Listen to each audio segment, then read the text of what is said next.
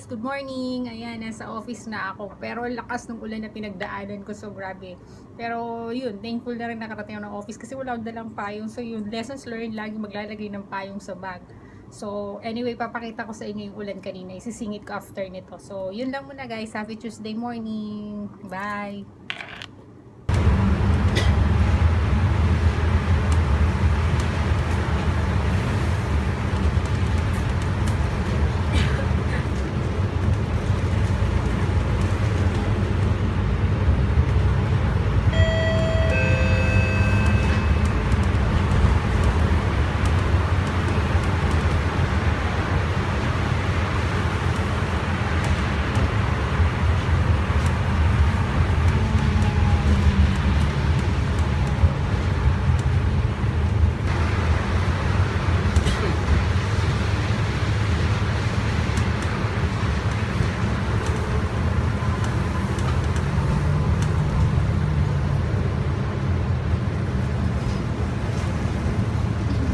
Ulan kanina, nasa kabilang side ako ng kalsada, so kailangan ko tumawid dun sa building na blue na pinakita ko sa inyo. So ginawa ko, inintay ko muna yung ulan na huminto, nagstay muna ako dun sa bus stop, which is na-late nga lang ako ng 9 minutes.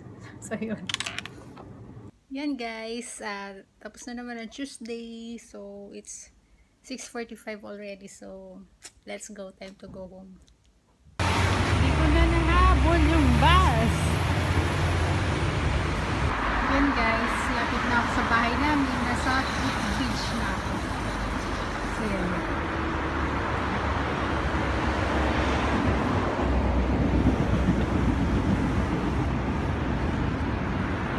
Going down. Hello! Ayan, bahay na ako. So, paulit-ulit na lang yun. Office, bahay, office, bahay. Ganun talaga. Pero bumili na rin ako ng food ko. So mamaya after nito kakain na ako. Tapos ano ba? Wala, palipas oras nanonood ng yun, manonood sa YouTube, manonood ng movies or magbabasa. Bihira na rin lang magbasa kasi inaantok ako pag nagbabasa. Pero madami-dami rin akong babasahin dito. So ano pa ba guys? So yun, bihira na ako magluto kasi nga mag-isa lang ako. So normally, bumibili lang ng food sa labas. Nagluluto lang ako minsan pag Saturday para hanggang Sunday na pag kunyari wala akong labas ng Sunday. So nagluluto ng Saturday night. Tapos yung food kong yun hanggang ano na yun, Sunday, ganun. Pero nung una ako dito sa Singapore, nagluluto pa ako kasi parang nagbabaon pa ako noon, mga first 3 months, yun, nagbabaon pa ako nun. Hanggang sa yun, nakakatamad na rin kasi pag sobrang busy sa work, syempre pag uwi mo, tatamarin ka na magluto kasi maghuhugas ka pa, magpe-prepare ka pa, diba? Eh, madami naman nagbibili. So, yun, bili-bili na lang. Tapos yun pala, ang transportation dito sa Singapore, napakabilis, napakalinis.